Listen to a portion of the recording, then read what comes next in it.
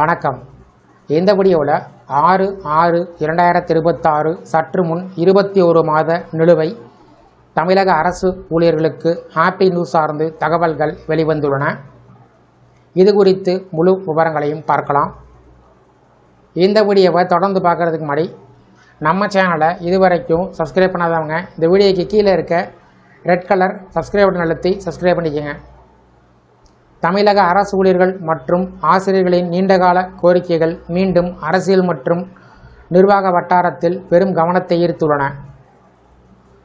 குறிப்பாக பழைய ஓய்வூதிய திட்டமான OPS-ஐ மீண்டும் அமல்படுத்த வேண்டும் என்ற கோரிக்கை அரசு ஊழியர்களின் முக்கிய வாழ்வாதார போராட்டமாக மாறியுள்ளது.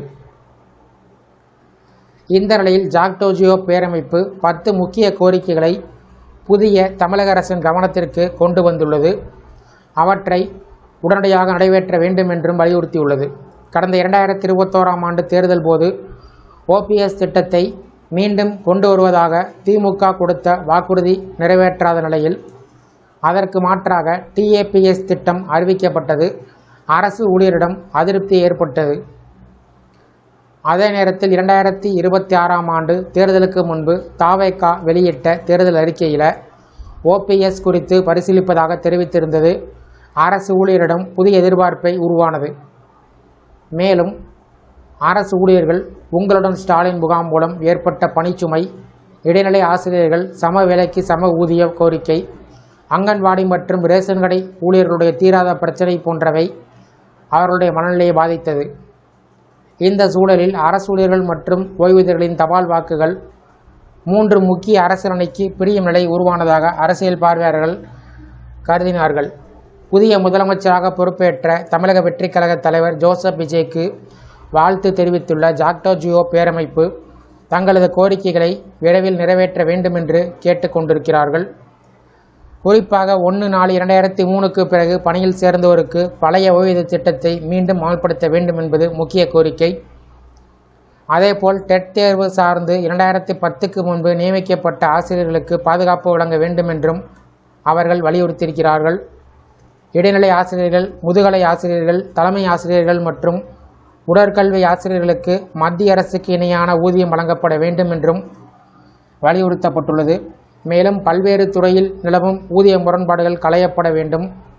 கல்லூரி பேராசிரியர்களுக்கான CAS ஊக்க ஊதிய உயர்வு வழங்கப்பட வேண்டும். காலி பணியிடங்கள் நிரப்பப்பட வேண்டும். தொகுப்பூதியத்தில் பணிபுரிவோருக்கு நிரந்தர பணி வழங்கப்பட வேண்டும் என்ற கோரிக்கை இடம்பெற்றிருக்கிறது.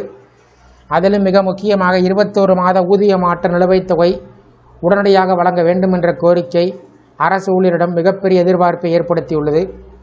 2002ஆம் ஆண்டு முதல் 2010ஆம் ஆண்டு வரை தொகுப்பூதியத்தில் பணியில் சேர்ந்த ஆசிரியர்கள் மற்றும் அரசு ஊழியர்களின்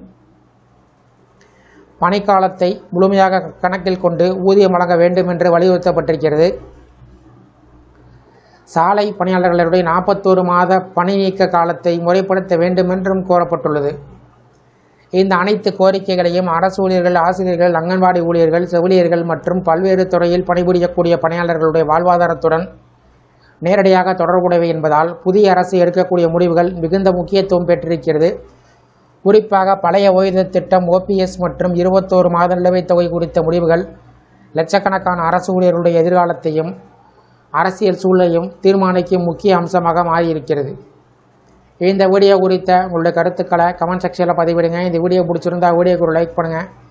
இந்த வீடியோவை உங்களுடைய நண்பர்கள் மற்றும் உறவினர்களுக்கும் ஷேர் பண்ணுங்கள். நன்றி.